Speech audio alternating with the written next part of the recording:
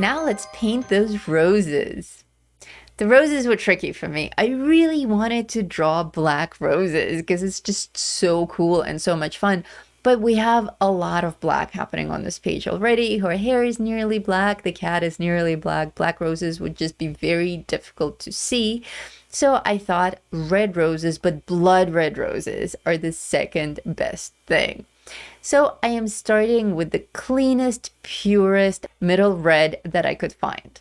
And I'm just solidly coloring in everything that's roses. No trick here, just fill it in with a nice smooth layer of red. The page that I'm working on is actually this page that's in the middle of a magical Gothic transformation that I teach in my new mini course, Halloween Gothic Coloring. So if you want to take the full course and learn how to transform any coloring page out there by any artist into a beautiful and elegant Gothic style page for this Halloween season, just follow this link, join the Academy, and check it out. All of my courses come with free previews, so check them all out. You have nothing to lose.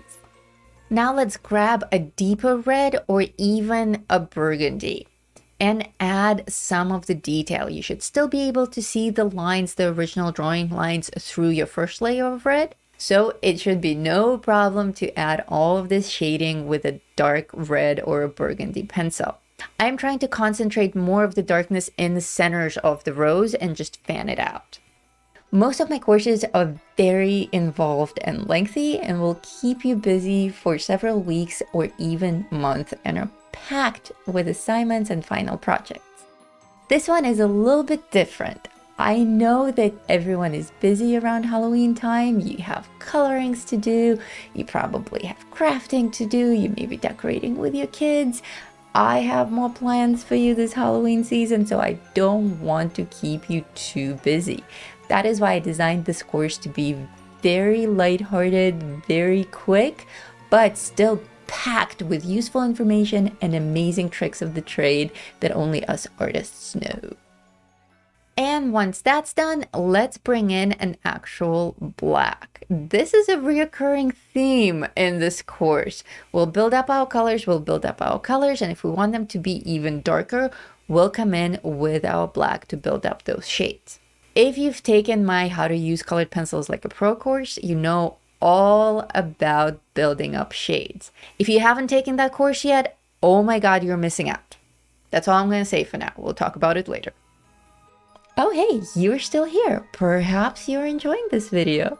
Let me know with a thumbs up or a comment. And if you're feeling particularly generous, check out that thank you button under the video as well. Every little bit helps this channel. And now that I'm looking at these roses against her hair, I see that it's starting to appear a little bit too cartoony for my taste.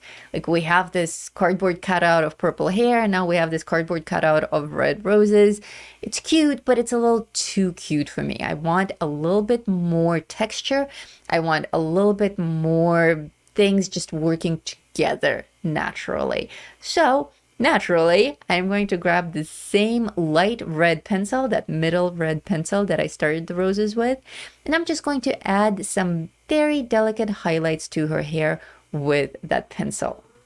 And this is exactly what I mean when I talk about adjusting things as we go, as the drawing comes to life on your page. You can't always color a page element by element like a mosaic. The face complete, the hair complete, the roses complete, on and on and on. If you're copying an image that's already done, then yes, you can do it.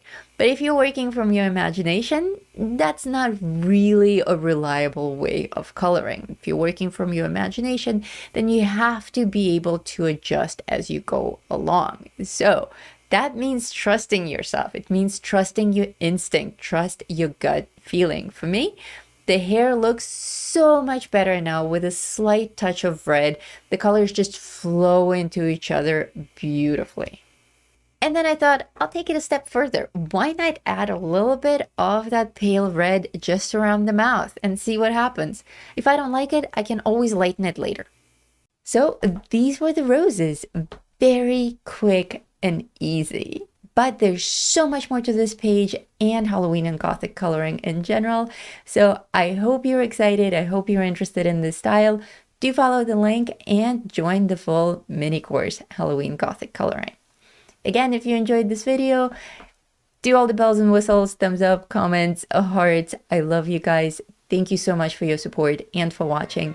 Happy Halloween.